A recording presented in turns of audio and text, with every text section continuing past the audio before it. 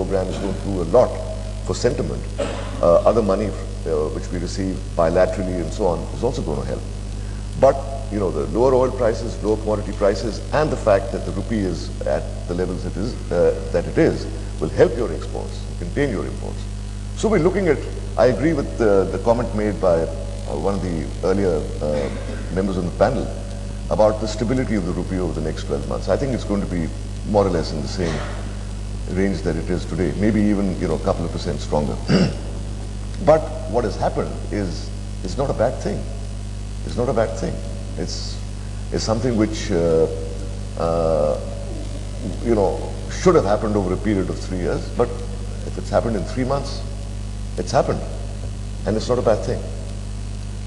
I think, your question about the Fiscal Responsibility and Debt Limitation Act, it is binding on the government in part. If they cross certain thresholds, that's what the law says, they have to give an explanation on the floor of the parliament. Now, here there was a transition taking place.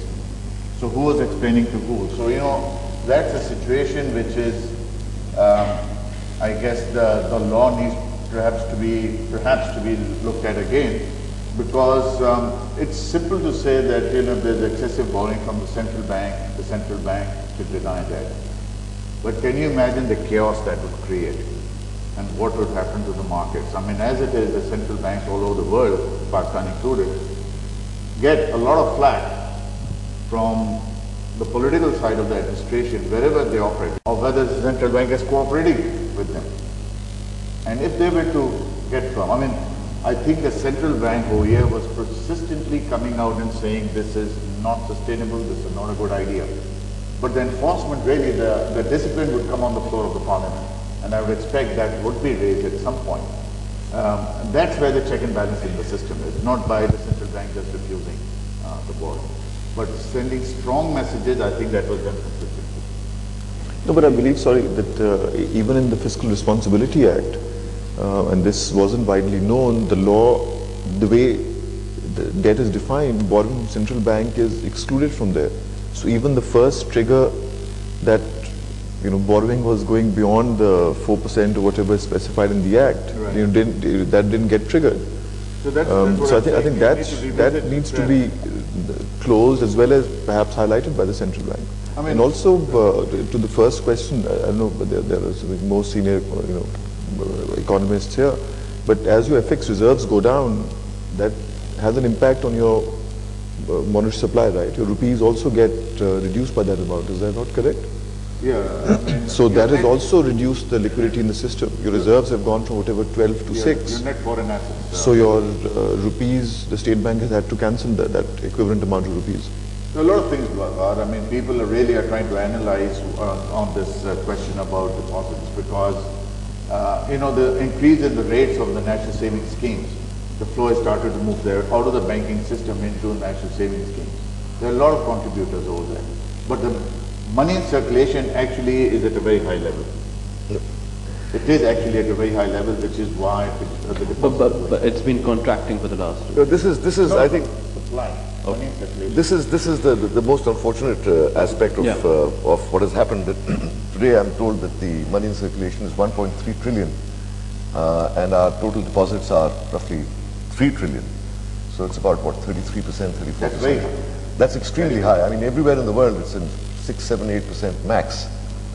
And this has to do with things which are part of the informal economy. This has to do with Afghanistan. It has to do with smuggling. It has to do with flight of capital and so on. This is and I think the governor of the state bank is absolutely right when she tells the commercial banks that somehow we've got to create products to get this money in. But then you run into other issues, KYC, anti-money laundering. Who these guys are, whether they have ID cards and so on. It's a difficult situation, but there is this pool of 1.3 trillion which is out there in cash. It's a very, very high percentage compared to total deposits. We'd like to take 2 questions. Yes. Dr. Raza, you mentioned that... Thank you. I'm not a doctor. Sorry. I'm most grateful. You just mentioned that putting the floor was a very proactive decision taking into account that what is the worst case scenario. I think that's the only action taken by anybody which is being very proactive. It's perhaps the height of being proactive. What about the rest of the scenario? I mean, I'm surprised, like Abraham Lincoln once said that if a man says something and his eyes another, I would believe his eyes. The government is saying a lot of things. I don't really see any action in that direction. It's like the scenario here, we are all talking, it's like jaane na jaane, gulhi na jaane, baag to sara jaane hai. You know, so the people who are supposed to do something, where are they?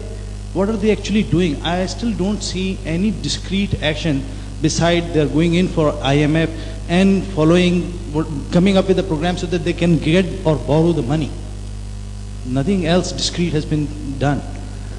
No, I don't, with the greatest of respect, I don't think that's correct. I think the government has taken a lot of very gutsy decisions.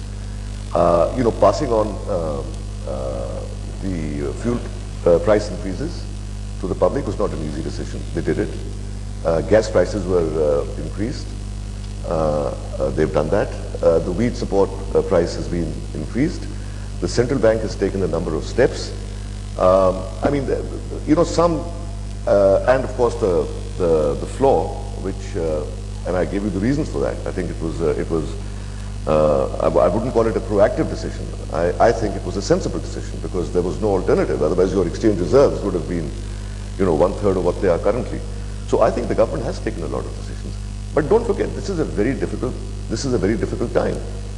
And you know, this question of the IMF, I think it was an extremely good decision on the government's part to have approached the IMF 6 weeks ago.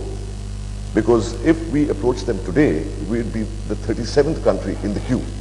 Because don't forget, capital raising is dead.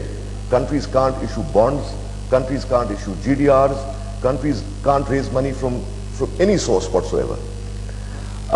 And you have to give the government a lot of credit that they thought about the IMF 6-7 weeks ago, and there are only 2 countries or 3 countries who have drawn down IMF funds. We'd probably be the 4th. So I don't, with the greatest of respect, I think the government has taken a lot of decisions. Maybe what has been missing is the articulation of this in a coherent way, you know, from government spokesman. But I think the government has taken a lot of decisions for which they are not getting credit. And they're tough decisions, they're not easy decisions. On top of that, I mean, don't forget that given what is happening globally, raising money from anywhere is not easy, even bilateral. You know what's happening in China. They're